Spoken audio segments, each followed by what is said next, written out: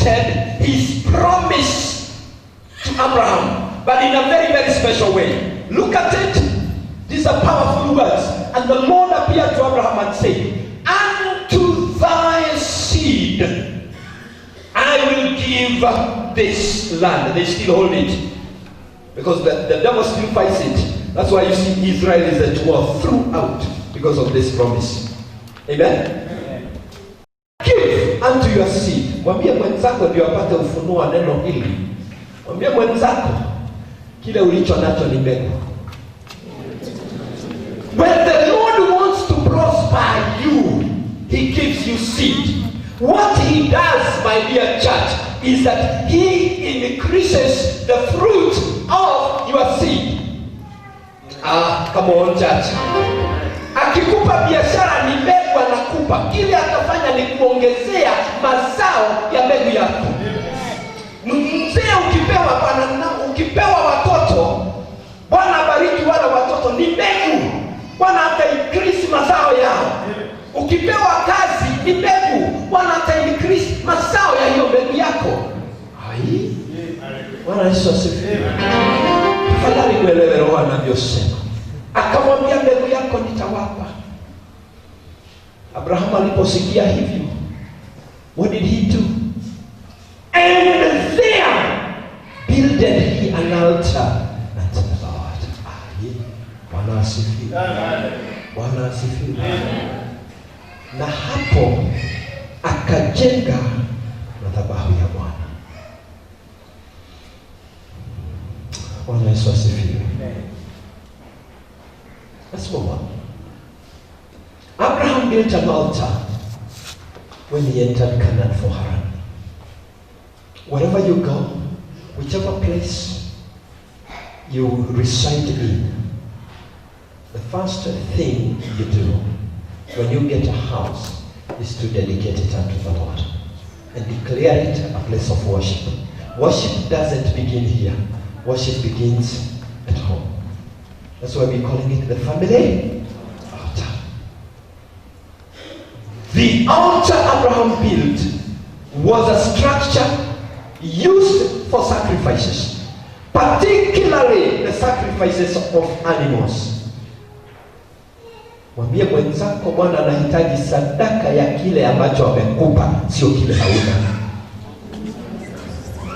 Bwana Yesu asifiwe. There is no worship. Mahatma Gandhi said that one of the sicknesses of the Christian believers is that they love worshiping without sacrifice. It has never been seen. When Moses was delivering the children of Israel, he was telling Pharaoh, let my people go, that they may give sacrifices to their God. God sets you free to give sacrifices. Glory to God.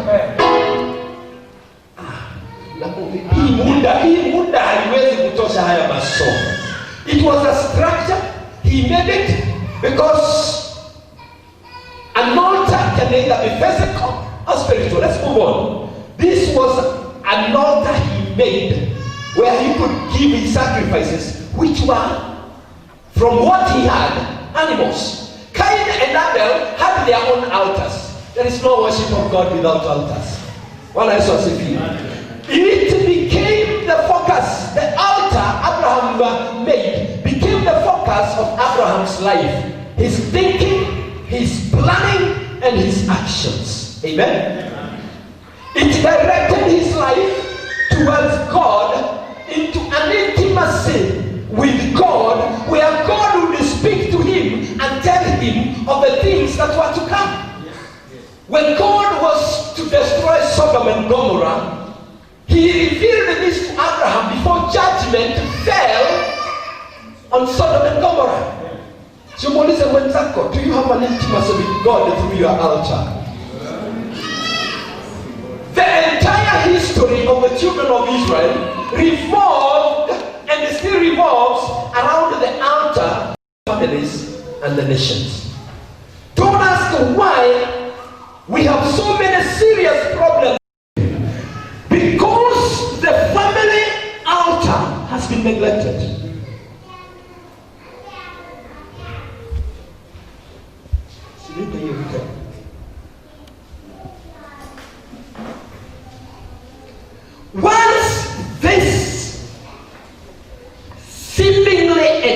sin is dedicated.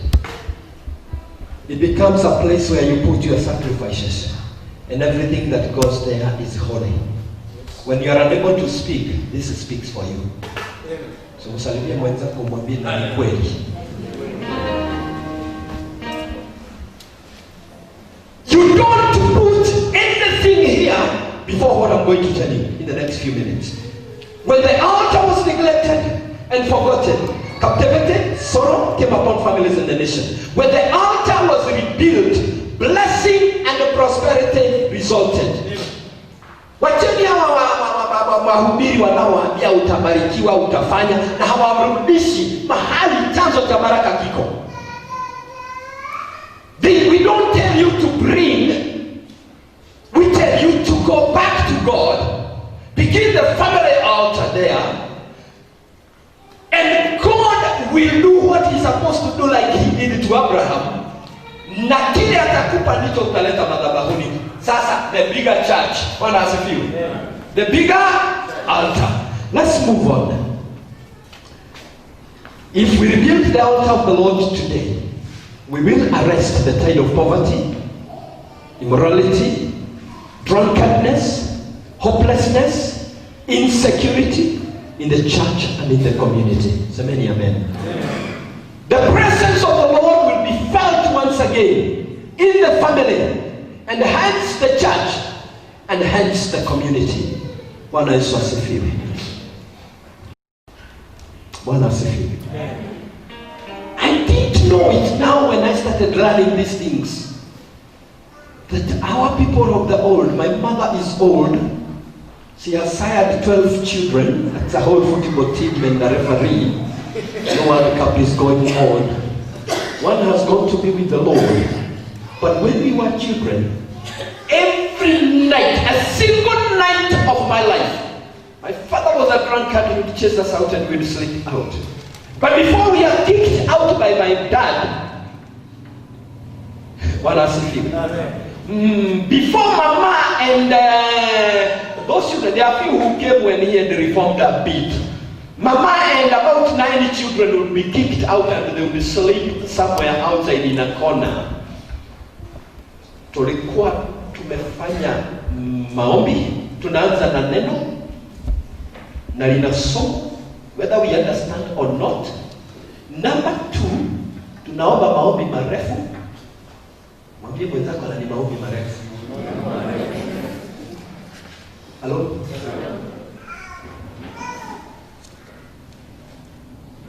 Tunaomba na ombi la Bwana ila vitore na tunamaliza na wega wa mwana ni vitore Yesu Kristo. It still happens whenever we visit man in our old age today. That's transformed my family in our wachungaji wanne. And the rest are also serving. 6 of those people, of those children are somewhere abroad, Denmark, Germany, USA, Sitawako huko, 5 tuko hapa nyumbani Kenya. We are distributed into some different churches. We don't serve in the Presbyterian, all of us. Bwana asifiwe. When I look at that family's life, it trickles down to the family altar that my mother. Kumbuka wakati usiku atakuja apigwe na sisi tupigwe na tufukuzwe nje, lakini tumefanya family altar. Bwana asifiwe. That now tells me that our life was strengthened somewhere. The presence of the Lord will be felt again in your family. What is an altar? Nikimaliza hii mniruhusu nisiseme mambo mengine, nipokee sadaka, tujitayarishe kwa ibada nyingine. Please come to the other service. Come to the other service, we'll have more. What is an altar? Number 1, it is a seat of spiritual power. Bwana Yesu asifiwe. When you come to the big altar, the church, don't go out of that door, because God does not operate where there is no power and there is no authority. Please get that. When Jesus trained the 12 disciples, He would call them, Luke 9 verse 10, He would tell them, I give you power and I give you authority. over demons and sicknesses. When there is apathy in the church, it is a demon. When there is drunkenness in your family, it is a demon. When there are so many accidents in the road, it is a demon. And Jesus told them, I give you power to go and cast out these demons and heal the sick. It is not for mchungaji, it is for the believer. Receive it now in Jesus' name. Amen. The altar is a seat of spiritual power. So when you have your family altar, when you come, sing a hymn. I didn't tell you we were singing. Sing a hymn. Please. The presence of God as you place it in the family comes. What else was it you? The first thing he gives you is power. Did you know your hands need power to make wealth? Where do you get it from? What else was it you? Do you know you need the power? If you are a student, to read, it's an anointing. I'm not trying to talk about anointing, it's connected with this. So an altar is a seat of spiritual power. When you come to the church, you are coming here to receive power. How many have for entertainment? Tell your friend the church is not a normal institution. It is a place of power and not entertainment. We come here to receive power. Hatuwezi maliza hii. An altar is a place of spiritual business transaction. Bwana Yesu asifiwe. Muulize mwenzako, what business brought you to church this morning? Ukiona mzee anaita watoto wake, amewaita kwa family altar, waketi pamoja, kuna business itaendelea hapo. Please, I am a mchungaji, don't see me without appointment. I will come for pastoral visit. I'll also keep an appointment with you. We are busy people. God is also busy. So when you come here, come with business. Come on. Muulize mwenzako agenda yako siku ya leo ni nini? Please, kwa Mungu hakuna kutoa bure. Mwambie mwenzako ni kutoa na kupokea. Unajua tunatoa kwa uhaba na unyimivu na manunguniko, kwa kuwa hatujui kwamba kwa Mungu ni kutoa na kupokea, ni kupanda na kuvuna. Come on church. So when you come to the altar, be it the family altar or be it this altar here, it is a place of spiritual transactions. I wish I could have begun in Genesis 12 verse 1, and you see God and Abraham in business. Number 3, an altar is a place where covenants are made. Once you do transactions, it turns out into a covenant. Makubaliano yako na Mungu. Bwana asifiwe.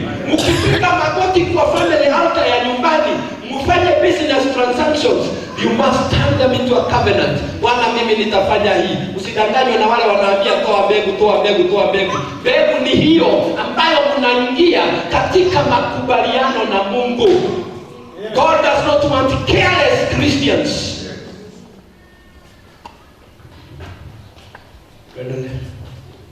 A place, an altar is a place where lives are sold. Ningewaonyesha picha za wale wamejiuza kwa shetani in his altars. Wengine nitawapa moja ama mbili. Hawana aibu ya mili yao, inachorwa tattoos. Na mnajua Biblia vile imesema kuhusu tattoos. I have no time to talk to you about cults and occult. Unajua yale mambo yanaendelea huko. Lakini mumeanza kuingia sababu because now you're talking about the altar. It's a place where lives are sold.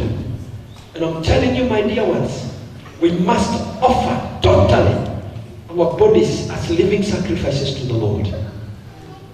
I wish I would close those doors, chase every child out. Have you adult Christians here and show you what is happening in the other kingdom of it. People are selling themselves.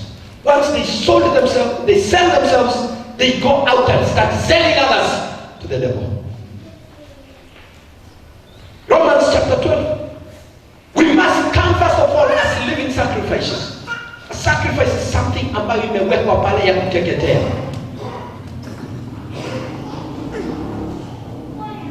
Bwana Yesu asifiwe. Unauliza ajali zinatoka wapi? Si kuna altars. In every place you call a black spot, there is an altar of the devil where lives are sold. Acha niseme hii nikishindwa kusema zingine. Ulimwengu wetu na ulimwengu wa kiroho unakutana katika mahali pa damu. Come on, church. Our physical world is connected to the spiritual world and the blood.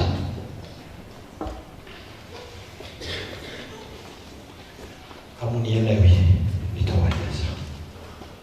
Lives are sold by blood. Ask God our Father. When Adam and Eve sinned, the blood of an animal had to be shed for them to get some clothing to cover their sin. Amen. Let us conclude with the book of Hebrews. Was shed. Amen.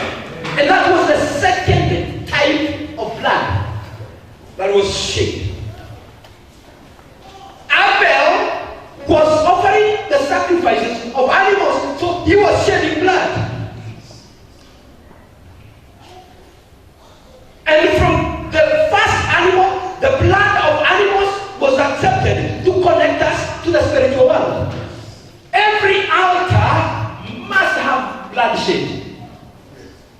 So the second type of blood was the blood of Abel. Each blood speaks. And the third type of blood that now makes our altar acceptable is the blood of Jesus Christ.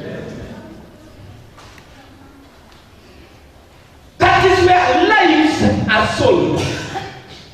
The blood of animals covers sins. Get the difference? The blood of Abel cries out for revenge. You getting the difference? The blood of Jesus Christ that speaks better than the blood of Abel cries out for forgiveness and cleansing. Damu ya Yesu inafuta dhambi. Damu ya wanyama inafunika dhambi.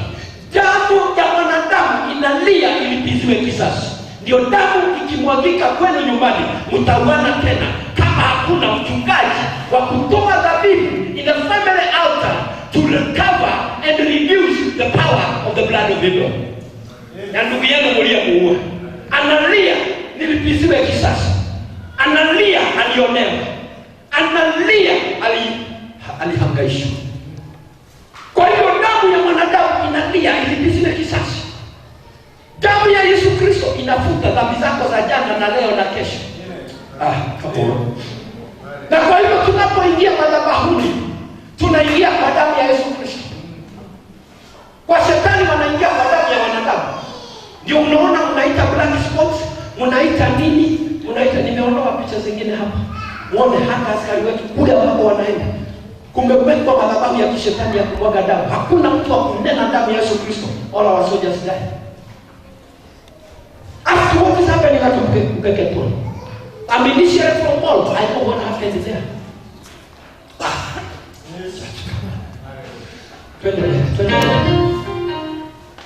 An altar is a place where souls are redeemed. Simwambia mwenzako ni mahali pa ukombozi. An altar is a place where spiritual contracts are made. Makubaliano yako na Mungu, you make a spiritual contract with God through the altar.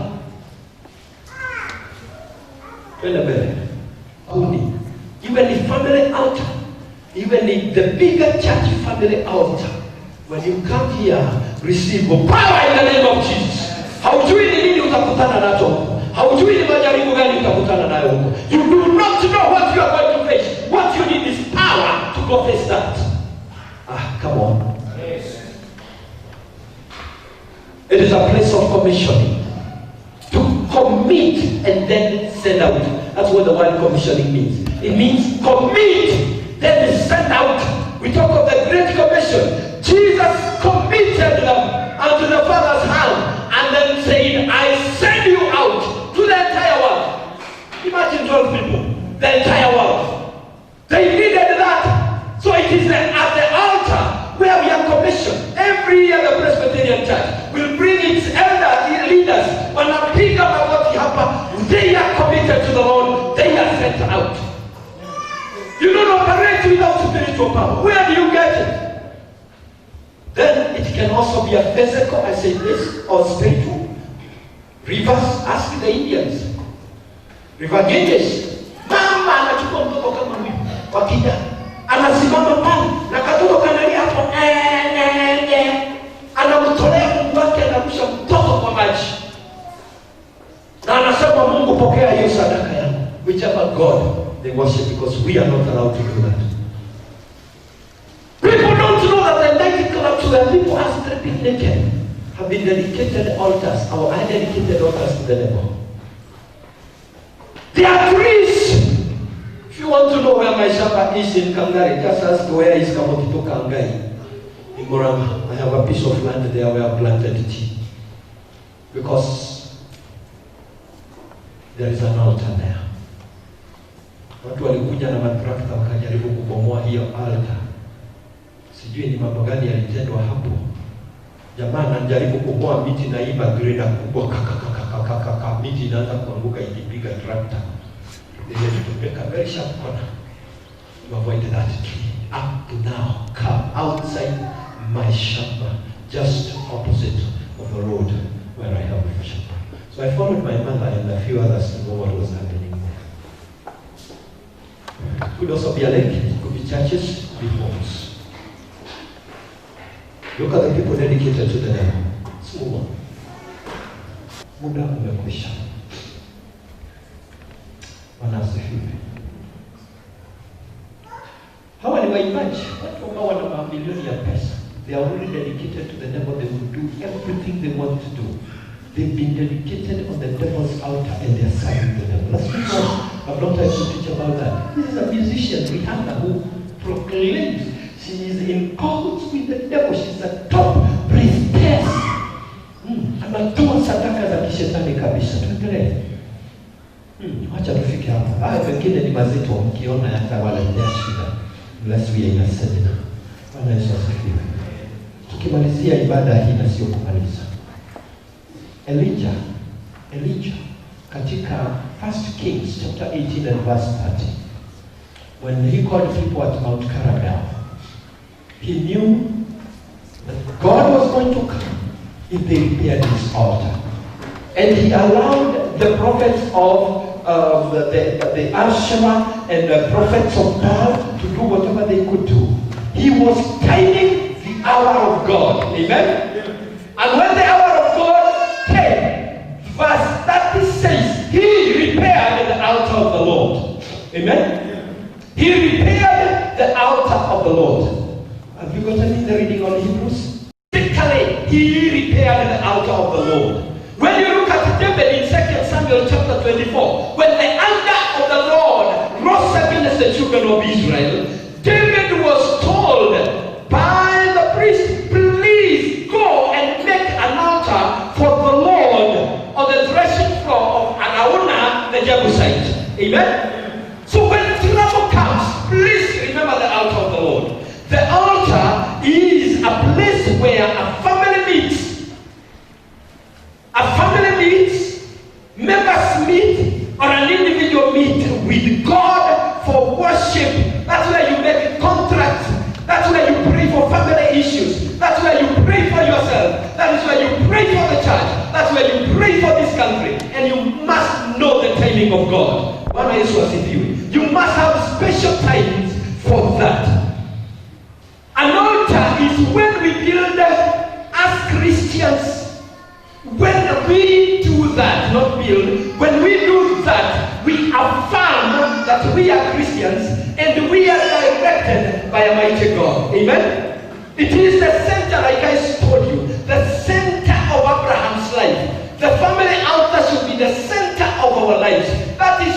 children wanaleta shida zao, wanaleta maono yao, their vision and all that. It also offers a family altar, offers a private setting for family members to worship God together and to build a strong bond of family relationships. Ninakwambia hiyo family yetu watoto 12 minus 1, even today you'll be surprised. A bond was built that is so strong to break today.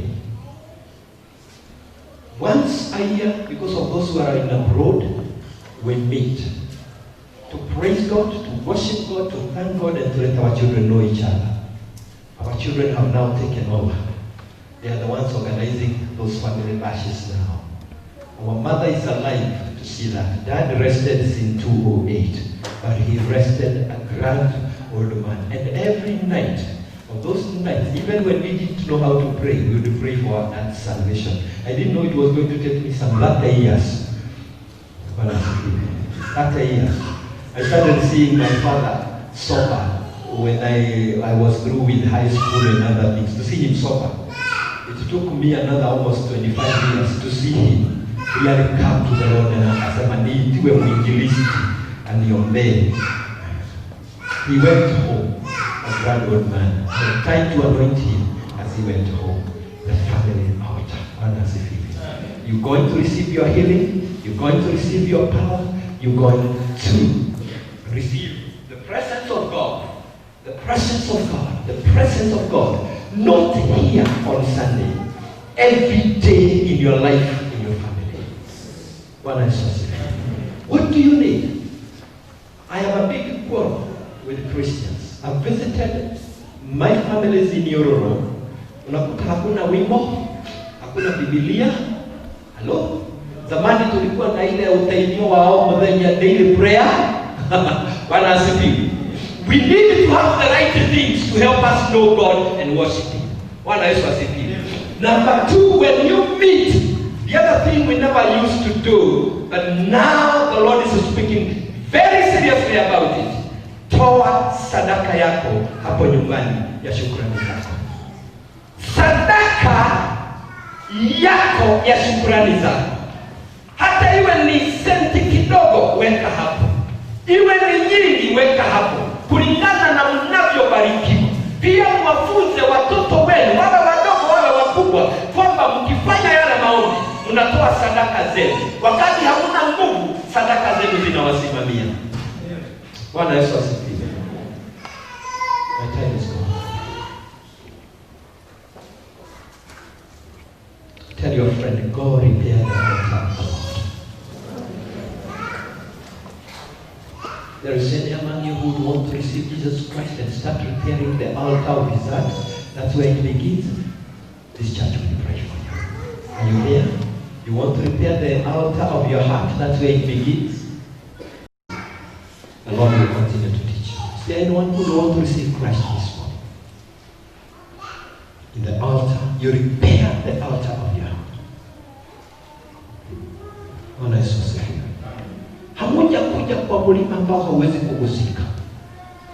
Mumekuja katika uwepo wake Mungu. You've come into the presence of God. And our altar now has been purchased by the blood of Jesus Christ. The blood that is speaking healing upon you. The blood that is speaking restoration. The blood that is speaking prosperity. The blood that is speaking abundant life in you. The blood of Jesus Christ. So draw nigh and enjoy the presence of God in your life. In the name of the Father, and of the Son, and of the Holy Spirit.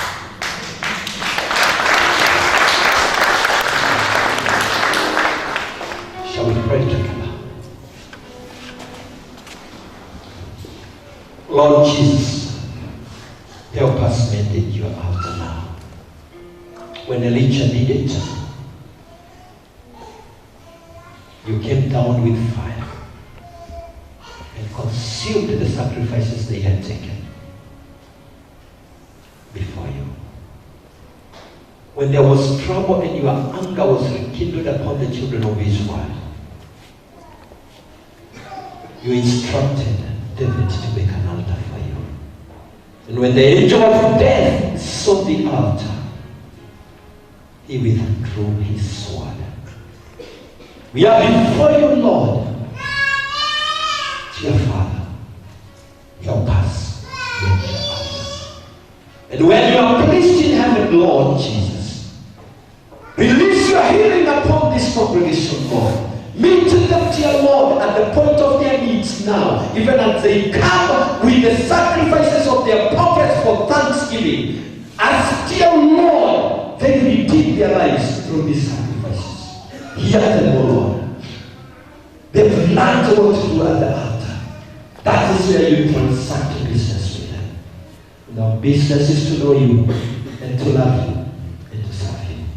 Every other blessing shall follow us, because we are in your presence. And so I speak mighty blessings upon them, and I speak healing, and I speak restoration of their hearts and their minds, and even of their wealth, their health, and everything, dear Lord, they need from you. Grant it now to the glory and honor of your holy name. For this is our humble prayer before you. In the name of the Father, the Son, and the Holy Spirit, may the church say amen. Amen. We move on. So I stand here. Ukiwa na sadaka za shukrani, yes, tuzilete mbele ya mchungaji sasa, madhabahuni pake Bwana, mahali uwepo wake Yesu Kristo upo. Na wakati unatenga hiyo sadaka, tafadhali mwambie Bwana jambo. Ni mbegu. Kuna sadaka mbili ambazo hauwezi kutoa mahali pengine popote isipokuwa kwa kanisa. Sadaka ya fungu la 10 na sadaka yako ya shukrani. Hizo zinatolewa katika kanisa langu. Siwezi kutoka Yororo niwalete fungu la 10 hapo. Kwa mbinguni, katika ulimwengu wa kiroho, itahesabiwa kama sadaka ya kawaida, na fungu la 10 lina baraka zake. Bwana asifiwe. Maelga